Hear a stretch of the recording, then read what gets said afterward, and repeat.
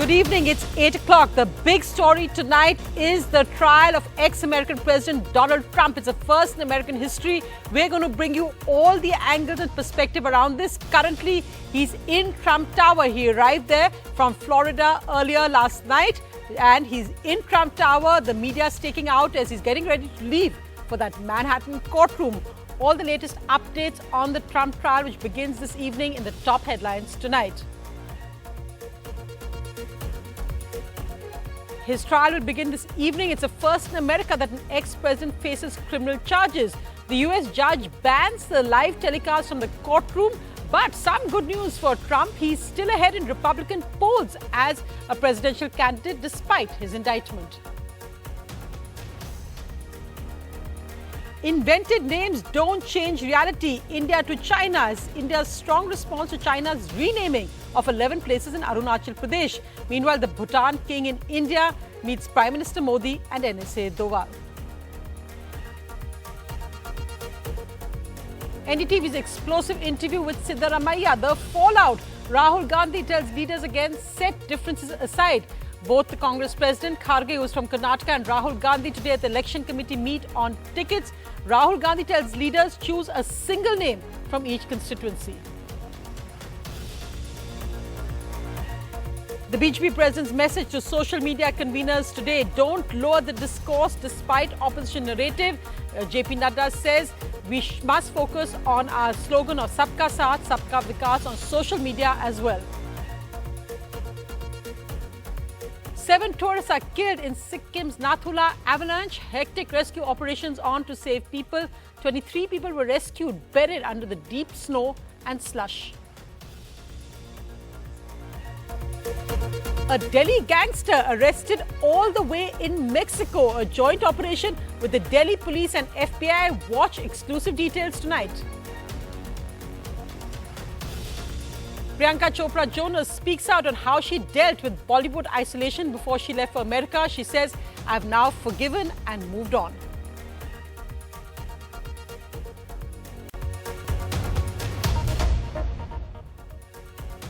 Let's go across live now to New York, where all the action is happening.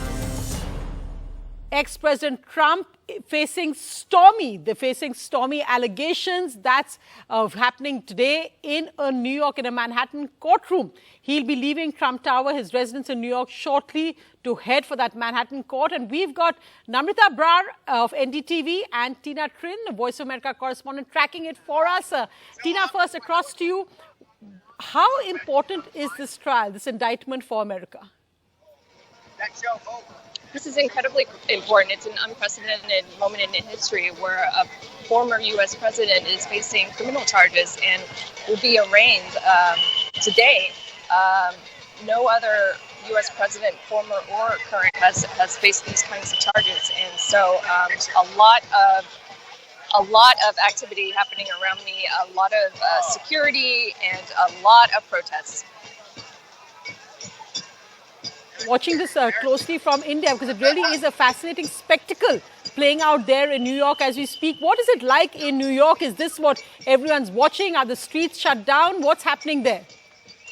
Well, security is obviously very tight in the courthouse. I'm in a park directly across the street from the courthouse right now, and there are 2 protests going on at the same time.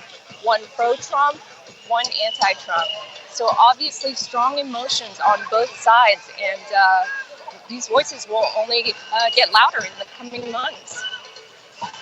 Also, Tina, it's interesting that we've seen the latest polls are showing that Republicans still are, ex-President Trump is still ahead in the opinion polls in terms of Republican voters wanting to see him as a presidential candidate again. How is it that Trump isn't impacted amongst his Republican voter base with these charges? You know, he has managed to evade charges that have taken him, his former coworkers, his colleagues down, who have been convicted, but he has managed to not evade all of these charges. So, you know, he claims political persecution, and his supporters feel that this is very much a political indictment. Tina, thanks so much for that update. We've got some problem, I guess, is the crowds with the bandwidth of Namrata. We'll come back to her later. But we'll go across to the other big story right now. And that, of course, is the Bhutan king is currently in India, meeting with Prime Minister Modi, the Foreign Minister Jaishankar, and the National Security Advisor. This comes, of course, amid India's security concerns over what China is doing in Doklam, which India says is Bhutanese territory. Also, India responded strongly today to China's bid to bizarrely rename 11 places in Arunachal Pradesh, saying invented names are not reality. The King of Bhutan here on an official visit, meeting Prime Minister Narendra Modi.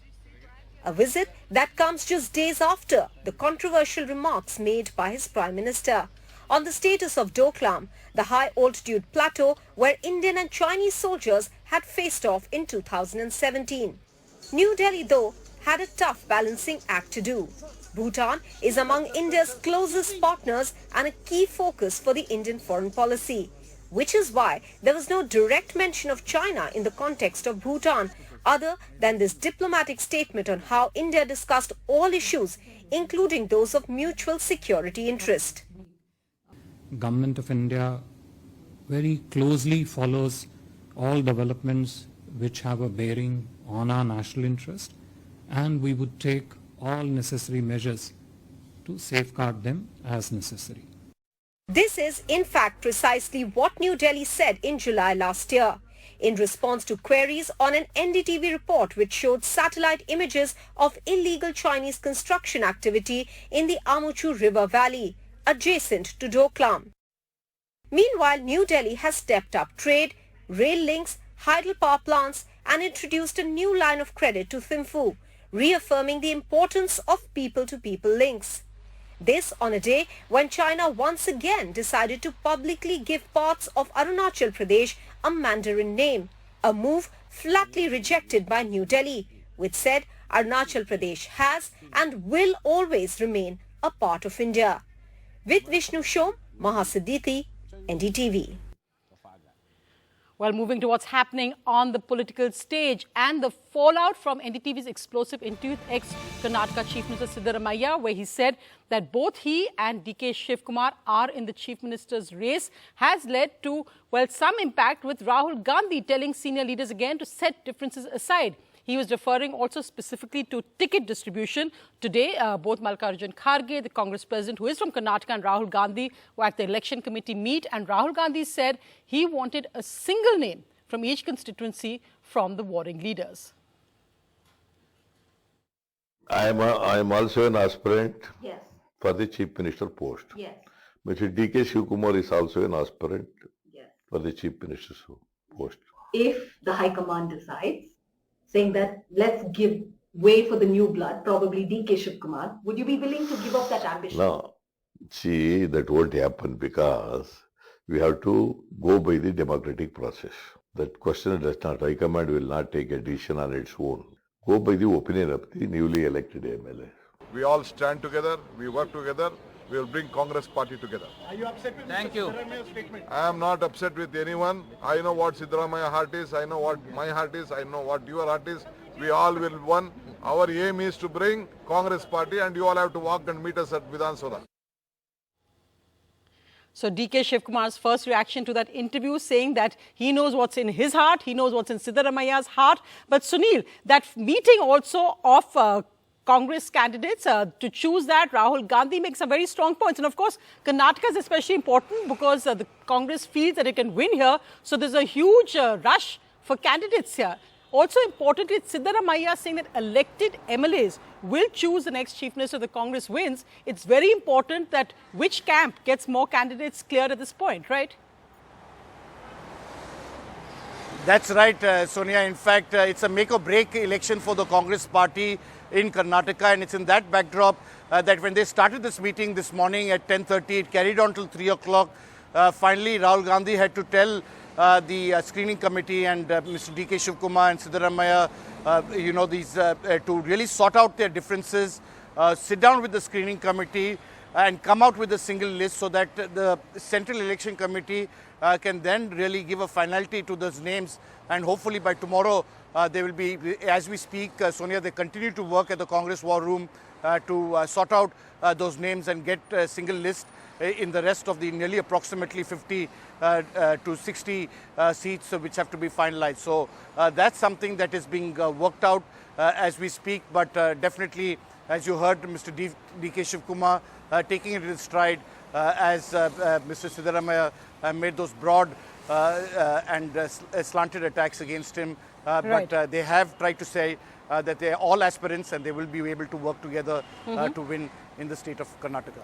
Sunil, thanks so much for that update. The BJP is saying it's still micromanaging the candidate selection for each seat. So their ticket list expected to be announced next week. But today, the focus was on the party's social media conveners.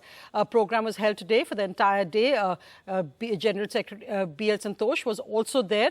And JP Nadda addressed the gathering of social media conveners, making the point that they must work to increase party influence and should take up issues and create their own ecosystem, focused to create their own narrative, not an opposition narrative, and importantly saying don't indulge in lowering the standard of political discourse. We have the largest and the most talented volunteer network. Impact के लिए हमको निरंतर सोचना है कि किस प्रकार से हम अपना इम्पैक्ट भी बढ़ाएं और मुद्दे पर बढ़ाएं और इकोसिस्टम क्रिएट करें और दूसरा नरेशन वो नरेटिव करें. So, Akhilesh, interesting statements there by the BJP president. Interesting also that the BJP, both JP Nadda and B.L. Santosh, they're specifically spending a day with social media conveners. Why does the BJP think this is so important in the run-up to state elections and then, of course, 2024? Well, it's a very crucial section as far as the BJP is concerned, because BJP believes that social media is a platform through which the party can send its message directly to the people. And BJP, in fact, has a very strong presence on all the social media platforms. In fact, on the Twitter, BJP has got the most number of followers across the world as far as the political parties are concerned. And BJP President JP Nadda has pointed this out, saying that the BJP is the largest political party of the world, and that is why all the BJP workers who are working in the social media field, they should keep the standards above the normal level, above the average level, and they should also, try to bring their own narrative and also trying to build their own support base. All these advice were given by the BJP President JP Nadda. He mentioned that how upcoming elections, especially the assembly election and also the Lok Sabha election, is very crucial as far as the BJP is concerned, and that is why the social media activists of the BJP, they have to maintain certain decorum, and also they should follow certain rules as far as the party's message is concerned. Right, so an important message there from the BJP president. Thanks so much, Akhilesh, for joining us. Let's just look at a quick update on India's COVID cases. So we are currently at 3,038 with our active cases overall 21,179. Maharashtra is a worry because new COVID cases are up 186% in Maharashtra, with 4 deaths being reported in 24 hours in the state. But COVID cases also being reported from other parts of the country.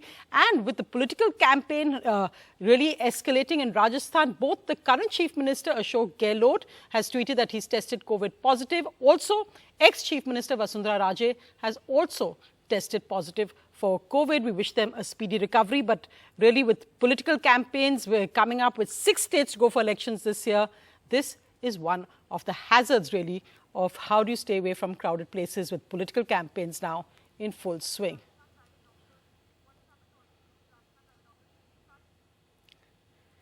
Well, the other big headline is that the standoff between Rajasthan's private doctors and the government ended today, with the private doctors calling off their strike. There had been a huge impact on patients who had to go only to government hospitals, as all the private hospitals, nursing homes in Rajasthan were on strike. The compromise now is that the government will only include private hospitals who are government aided or on government land in the new health bill.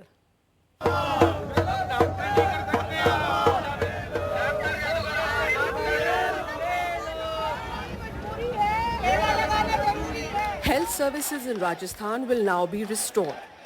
Doctors who had gone on strike for 17 days in protest against the Right to Health Bill have reached an agreement with the government. The Right to Health Bill sought to bring all doctors and government hospitals under one umbrella to provide accessible and affordable medical care to all. But doctors disagreed with a number of its provisions, said the government was insisting on health care without properly spelling out norms. For example, doctors said, how can an orthopedic hospital be compelled to treat a cardiac patient? हम खुद उद्वेलित थे कि ये चीज़ हमारे को करनी पड़ रही है और हमने हर कदम पर आम जन से माफ़ी मांगी है कि हम विवशता पूर्वक ये कर रहे हैं। ये बिल डॉक्टर और मरीज के बीच की जो एक दूरी है उसको बढ़ाने का काम करने जैसा प्रारूप में था। But now, after the agreement, most private hospitals will be kept out of the Right to Health bill. Only private medical colleges, hospitals run by trusts, or on PPP mode who have taken land from the government on concessional rates will be under the bill. They will have to subscribe to government health schemes and insurance. Doctors' demands for a single window clearance for licenses has also been accepted. When rules are being formulated, what is a medical emergency will be defined, as the Right to Health bill makes it compulsory for all doctors to provide emergency medical care in life-threatening situations, even if the patient cannot pay for it.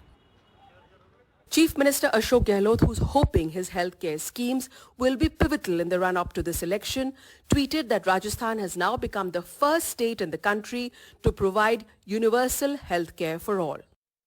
Private labs and hospitals are expected to resume services soon, bringing relief to many citizens who were travelling out of Rajasthan in search of healthcare. In Jaipur, Harsha Kumari Singh, NDTV. In tragic news, 7 tourists have died in a massive avalanche near Sikkim's Nathula. The rescue efforts were on till earlier this evening in a desperate effort to save as many people as possible. 23 people have been saved.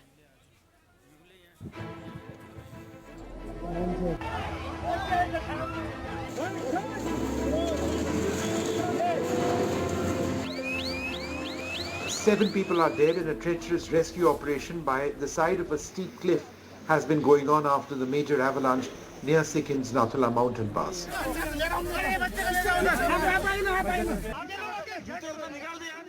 This lady was rescued after being trapped under a huge volume of snow for 1.5 hours.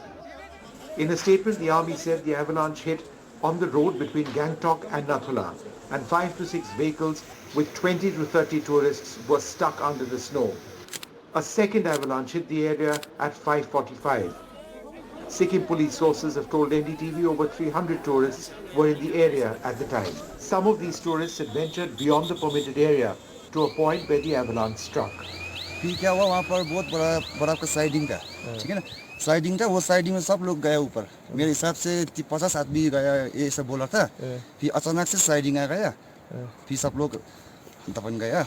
Maximum 1 our तक सब tourist लोग नीचे था, बर्फ के नीचे. बहुत careful रहते हैं और आज का जो पास था वो सिर्फ 15 माइल, 15 माइल तक ही इशू किया जाता. हम पे हमेशा प्रेशर पड़ता रहता है टूरिस्ट की तरफ से कि वो चाहते हैं कि और ऊपर चले जाएं, और ऊपर चले जाएं, लेकिन पुलिस अपनी तरफ से स्ट्रिक्टनेस होती है. अब स्टेट को एक बैलेंस ये मिलाना होता है क्योंकि स्टेट एक टूरिज्म स्टेट है. टूरिस्ट जब आते हैं वो स्नोफॉल देखना चाहते हैं. In the past 1 month, security forces had to rescue hundreds of stranded tourists in different parts of Sikkim, particularly in the northern part, which is a tourist hotspot due to heavy snowfall. But this massive avalanche is a major concern for the state government, as the state earns bulk of its revenue from tourism. With inputs from Pankaj in Gangtok, in Guwahati, Ratnadeep Chaudhary for NDTV. And the tragedy of that avalanche. But let's go across now to Bengaluru, where besides the politics now, the rain is really leading to flights being diverted. 14 flights diverted from Bengaluru airport. Srija, what's the current situation? We're seeing waterlogging also under bridges. Is this unusual rainfall? And what's the latest from the airports? Well, days after scorching heat, we see this particular rainfall. It has caused water logging in various locations, especially low-lying areas, and more importantly, in areas like Kadubisnahalli, southeast part of Bengaluru. Also, to point out, especially where Bengaluru International Airport also says nearly 14 flights have been diverted, 6 have been also delayed due to bad weather. In fact, the IMD has also issued a warning statement saying that, Bengaluru will be seeing, witnessing rains for the next 24 hours. However, it's not going to be, heavy to very heavy rainfall. However, we're going to see moderate rainfalls, but only in different parts of Bengaluru. So like you did point out, this is not a regular rain that we experience, but however, something as far as the IMD has pointed out, it's irregular rain as far as Bengaluru, the capital, that has experienced. For example, to also cite certain areas that have reported waterlogging, and we can also look at the visuals playing out on the screens that certain areas like Vartur Kodi, Kadubisanahalli, these are the southeast part of Bengaluru that has experienced heavy rainfall, and this which has never led really to comes up in election waterlogging campaign, though of course unseasonal rain is something which catches many cities by surprise. Why is it that the waterlogging, even after crores is spent, is never fixed? Thanks so much, Shija, for that information for viewers who may be waiting to catch a flight or receive a flight from Bengaluru. A quick look at some of the international news. Well, Finland has become the 31st member country to join the NATO, and this, of course, the North Atlantic Treaty Organization. This means, with Finland joining, that NATO's border with Russia has doubled. So President Putin is not going to be happy with this amid the Russia-Ukraine war. Remember, in fact, that war actually began because of President Putin saying that Ukraine's bid to join NATO was something which was an aggressive move by NATO against Russia. Well, this must be one of the most thrilling real-life crime stories. One of Delhi's most wanted gangsters has been arrested by the Delhi police and the FBI from Mexico. Delhi's most wanted gangster arrested in Mexico in the first international operation led by the Delhi police with the help of America's Federal Bureau of Investigation. With a cash reward of 3 lakh rupees on his head, Deepak Boxer fled the country on a fake passport. He has been on the run ever since he killed Delhi-based builder and rival gangster Amit Gupta, and later took responsibility on social media. पिछले 5 साल में 10 बहुत ही sensational crimes में इसकी दीपक पहल की iliacus boxer की involvement रही. Deepak Boxer was the head of the Gogi gang of Delhi. He has been accused of planning and executing the killings of his rivals to avenge his accomplice Jitendra Gogi's murder.